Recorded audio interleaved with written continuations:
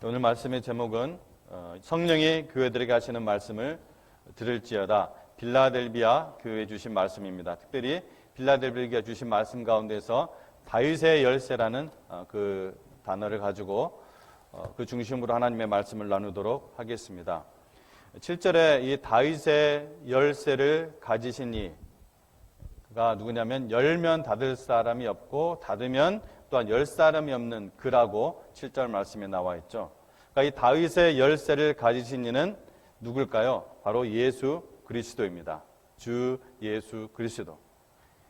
이 다윗의 열쇠는 이 표현에 대한 직접적인 그 배경은 이사야서 22장 20절 이하에 나옵니다.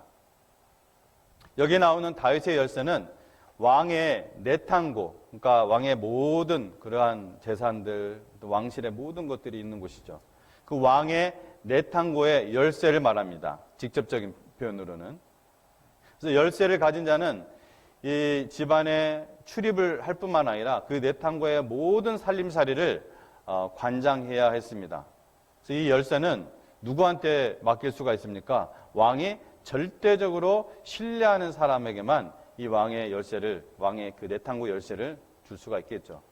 근데 이제 이사야서 20장 이하를 보면은 이 히스기야 왕에게 충직한 종 엘리야 김이 있었습니다. 그는 왕궁의 청지장으로서 왕의 내탕고의 열쇠를 받아서 언제나 그것을 접근할 수가 있었습니다. 이 요한계시록에서는 주 예수님께서 다윗의 열쇠를 가지신 뒤로 표현을 하고 있습니다. 즉 예수님은 하늘의 내탕고의 전권을 가진 분으로 소개되고 있다는 것입니다. 그러므로 예수님께서 가지고 계신 이 다윗의 열쇠라는 것은 바로 하나님의 왕국의 열쇠이겠죠. 그렇죠? 자, 그러면 하나님의 왕국의 열쇠란 무엇인가? 하나님의 왕국의 열쇠란 먼저 구원의 문을 여는 열쇠라고 우리가 생각할 수가 있겠죠. 우리 주 예수님이 구원의 결정권을 가지고 있다는 것입니다.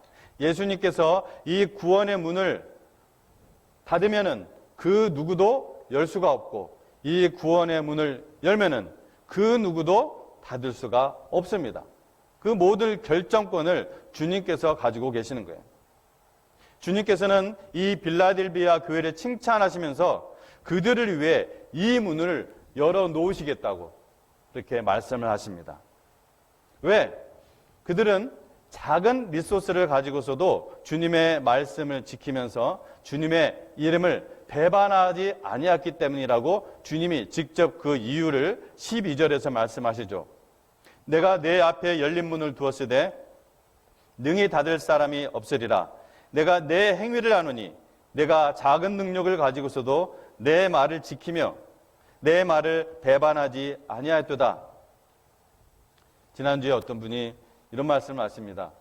요즘 주보를 보면 이렇게 나오는 헌금 가지고 어떻게 교회를 운영하세요? 목사님 이렇게 물어보더라고요. 우리 그래서 그 성도님한테 그렇게 대답을 했습니다. 우리 성도님처럼 염려해 주시고 걱정해 주시고 기도해 주시는 분들이 교회를 사랑하기 때문에 하나님의 은혜로 교회를 운영을 하고 있습니다. 우리는 지금 풍성하게 지금 잘 운영되고 있습니다. 이렇게 이제 이렇게 말씀을 드렸는데 정말 그렇습니다.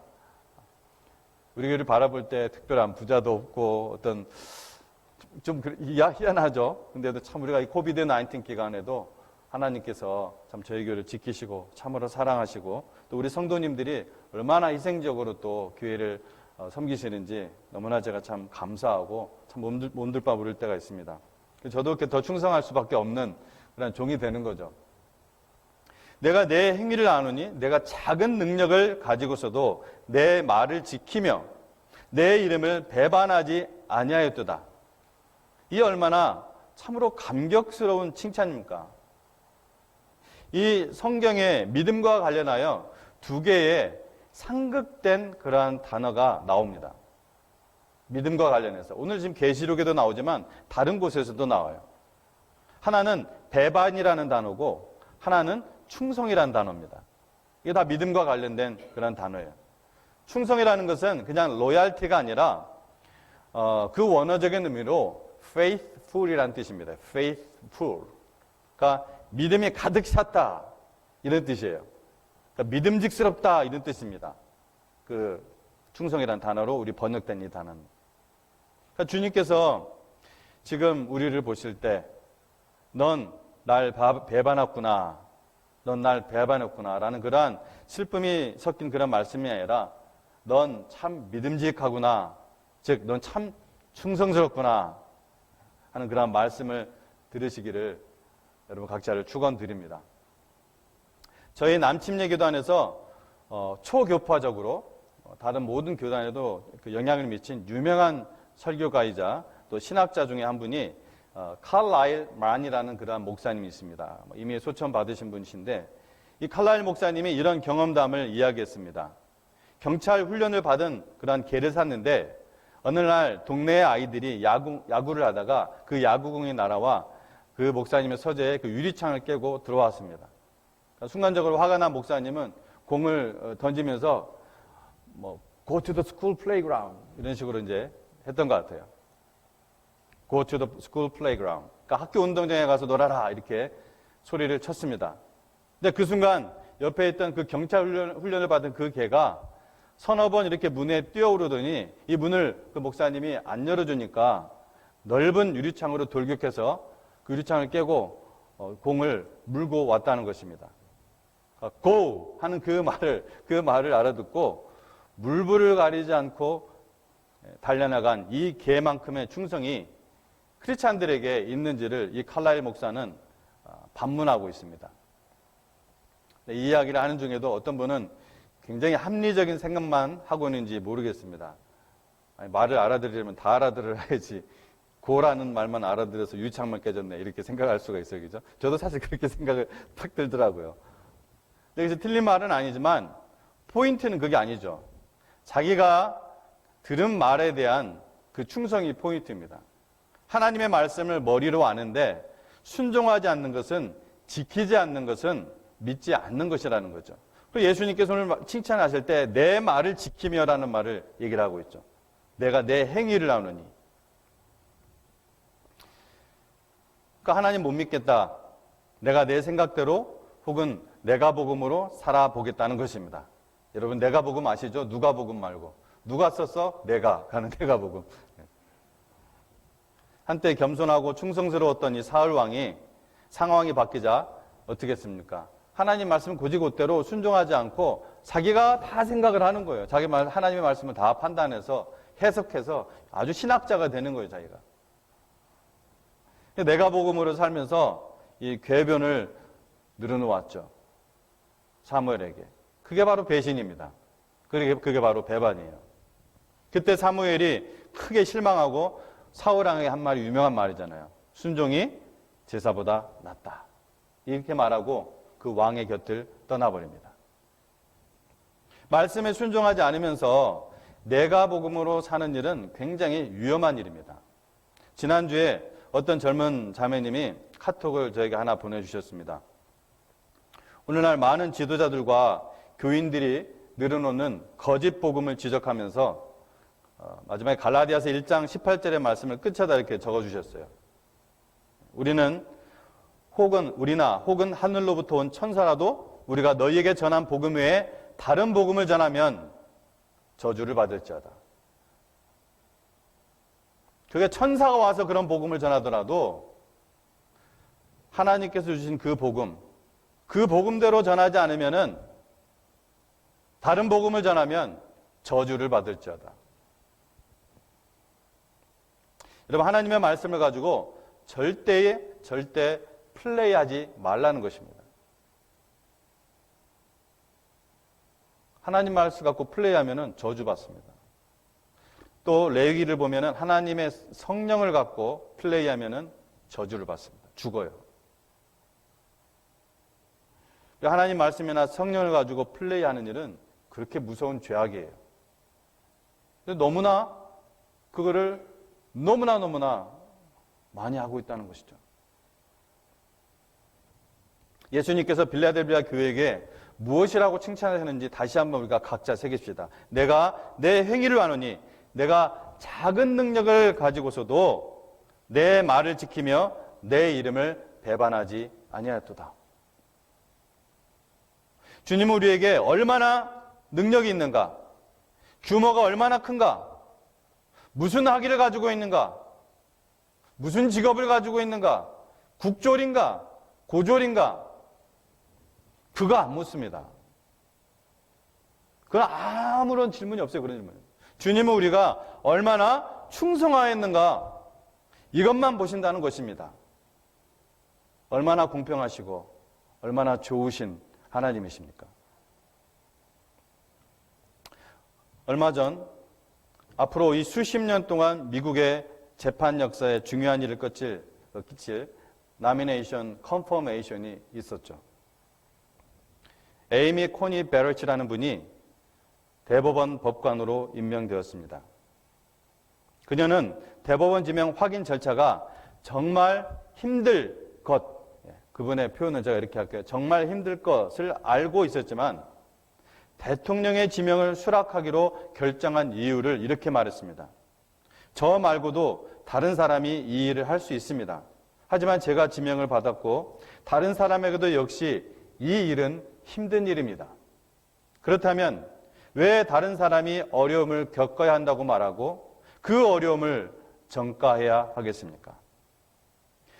어려움이 제가 노라고 말할 수 있는 유일한 이유라면은 나는 나의 나라에 충성할 것입니다. 이렇게 답변을 했습니다. 저는 그 답변을 보고 감격을 먹었습니다. 감격. 얼마나 멋지고 얼마나 충성스러운 말인가. 얼마나 이 나라를 사랑하는 분인가. 세상에 한 나라를 위해서도 그런데 영원한 하나님의 나라를 위해서 충성할 수 있다는 것은 참으로 위대하고 감사한 일이다. 여러분 그렇게 믿으시면 행하시겠다는 고백으로 지금 아멘 하시기 바랍니다. 아멘. 정말 엄청난 영광입니다. 자, 하나님의 열쇠. 또한 어떤 열쇠를 말하는 것이냐? 구원의 열쇠라고 했습니다. 기도의 문을 여는 열쇠입니다. 기도의 문을 여는 열쇠. 예수님은 다윗의 열쇠를 가지시니 즉 하늘 네 창고의 전권을 가지신 분이라고 했습니다. 즉 그리스도 이름으로 무엇을 구하든지 받게 되는 것입니다. 자, 그런데 여기에 수많은 사람들이 놓치는 것이 하나 있습니다. 너무나 많은 사람들이 놓치는 것이 있어요. 바로 우리의 기도입니다. 즉 합심의 기도입니다. 이걸 그냥 마음을 합하면 된다. 뭐 이런 식으로 아주 너무 단순하게 생각하시면 안 돼요. 함께 연합하는 기도. 물론 우리가 개인적으로 기도하는 것도 하나님과의 관계에 있어서 굉장히 중요하고 예수님께서 그 기도를 또 응답하십니다. 그런데 성경에 두 사람 이상이 한 마음으로 기도드릴 때 하나님이 더욱 기뻐하시고 응답하시는 것을 볼 수가 있어요. 왜? 하나님의 형상이 그렇기 때문에 그렇습니다. 하나님의 형상이. 하나님의 존재 자체가 그렇기 때문에 그래요. 하나님은 사람을 누구의 형상으로 창조하셨어요? 하나님의 형상으로. 근데 하나님의 형상으로 창조하셨다고 창세기 1장에서 말씀하시면서 그 하나님의 형상을 곧 우리의 형상이라고 말씀을 하셨어요. 그럼 여러분 생각할 수가 있습니다. 누굽니까? 하나님께서는 아버지 하나님, 아들 하나님, 성령 하나님. 즉 삼위일체, 즉 우리의 하나님이에요. 우리. 사람은 존재 자체가 독불장군이 아닌 내가 복음으로 살아가는 존재가 아닌 하나님의 말씀에 근거하여 우리로 살아가도록 창조하셨습니다. 그러므로 이에 반하는 것은 그것을 아무리 믿음으로 이렇게 포장을 해도 모두 다 타락된 본성입니다. 확신합니다. 성경에 근거해서. 하나님의 말씀을 믿지 않고 불순종해서 선악과를 먹은 뒤에 남자와 여자가 변명했던 그 타락했던 본성이에요. 하나님께서는 우리를 하나님의 자녀로 삼으신 다음에 이 타락된 본성을 본래 하나님의 그 형상으로 회복시키는 일을 끊임없이 우리가 영원한 영광 중에서 주님을 뵐 그날까지 지속적으로 하십니다. 우리가 싫어도 하십니다. 그게 하나님의 목표이기 때문에. 우리가 간절히 기도할 수밖에 없는 그런 절박한 상황에서도 빨리 좀 들었으면 좋겠는데 아무리 절박한 상황 속에서도 하나님은 우리를 하나님의 그 우리의 형상으로 회복시키는 것을 목표로 하십니다. 그게 탑 프라이어티예요. 그래서 기도할 때 우리로 함께 기도하게 하십니다. 내 이름으로 아버지께 무엇을 구하든지 다 받게 하렴이라 라는 요한복음 15장 16절의 이 예수님의 말씀도 주어가 뭔지 아세요? 너가 아닙니다. 너희라는 복수가 주어입니다.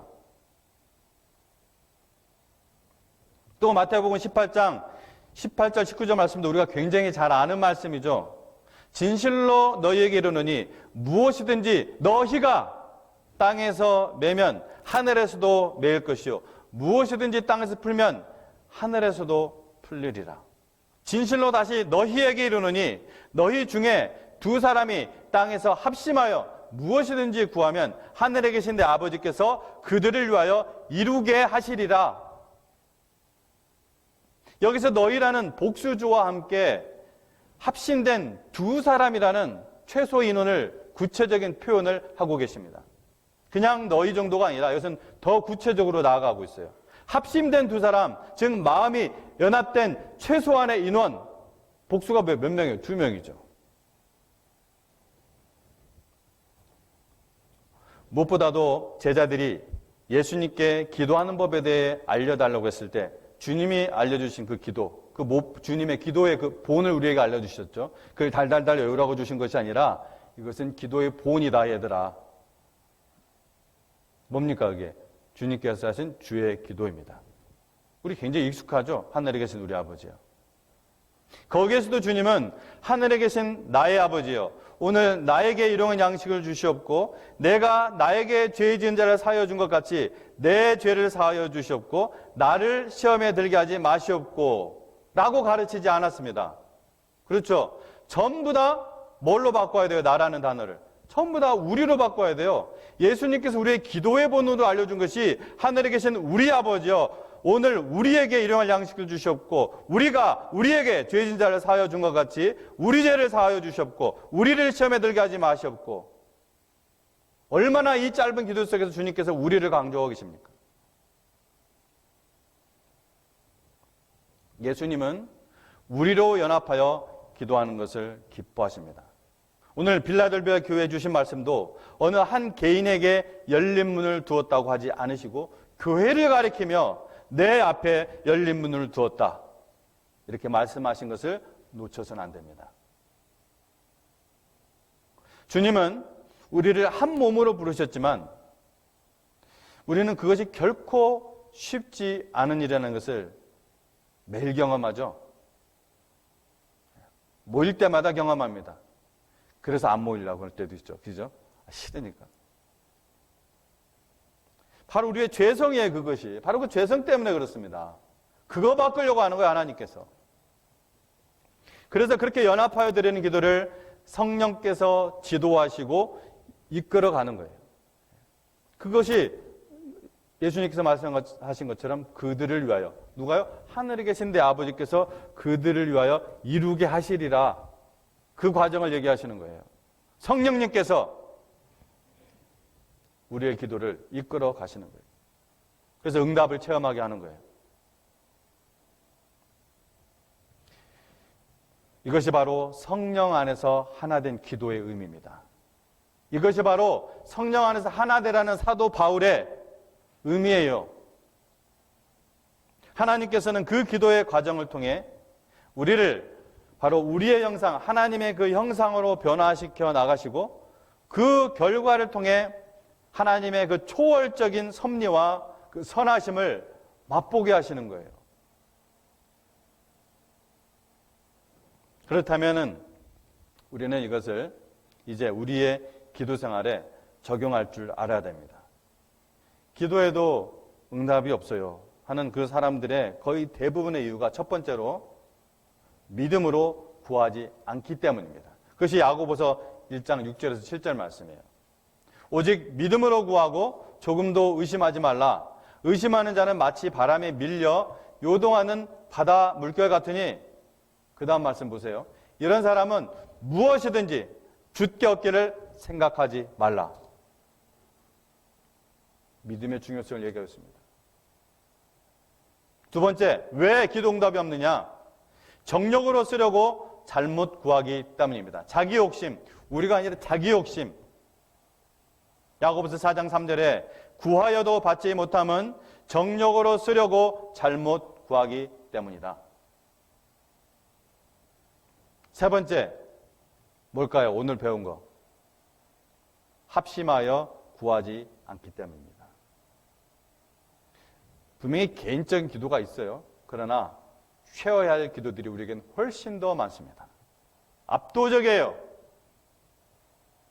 근데 왜 쉐어를 안 하느냐? 믿음이 없기 때문일 때도 있어요. 그런 믿음이 없어요. 내가 아무리 기도해도 안 되는 것 같아. 이거 뭐 나눈다고 해서 되겠어? 패잔병의 심정. 물론 기도는 하나님의 때가 있기 때문에 시간이 걸리는 것도 있습니다. 하지만 그렇게 스스로 위안하기 전에, 그렇게 고결한 척 엘리트적인 그러한 마인드로 덮기 전에 먼저 응답되지 않는 기도의 이유, 이 세 가지 카테고리 안에서 자신을 비춰보시기를 바랍니다. 내가 정말 믿음으로 기도했는가? 혹시 내가 내 사리사욕을 위해서 구한 것인가? 혹시 내가 이것을 합심하여 구하지 않았는가?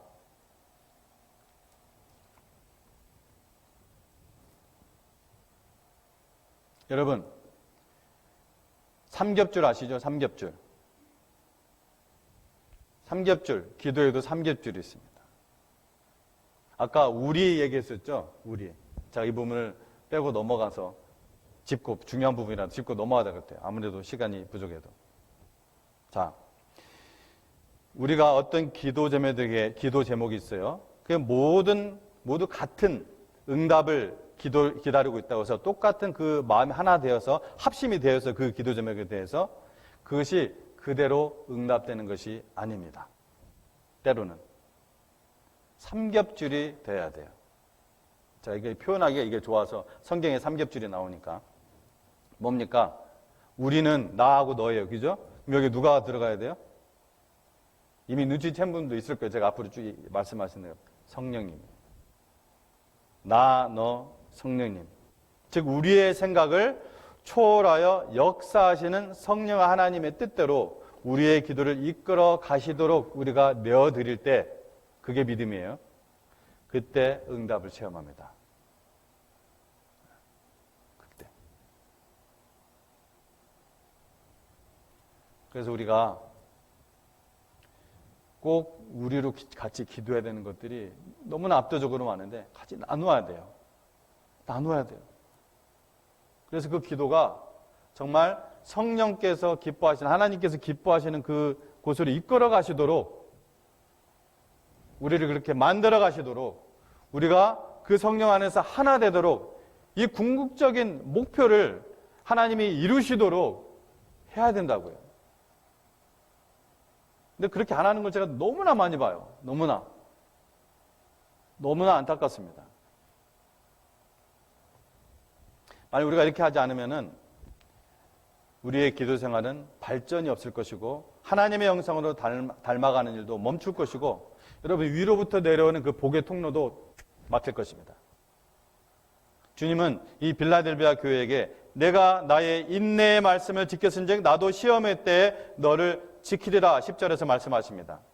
뭘 지켰다고요? 인내의 말씀. 이것은 인내의 말씀이란 뭐냐면 하나님의 말씀을 지키는 것은 인내가 필요하다는 거예요. 하나님의 말씀을 지키는 것은 뭐가 필요하다고요? 인내가 필요합니다.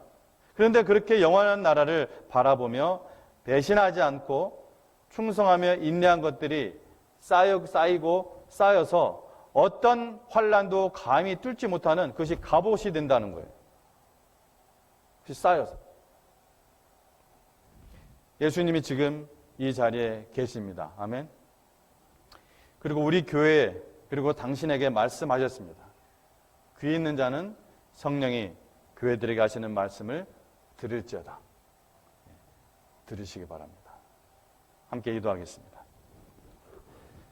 하나님 아버지 감사합니다.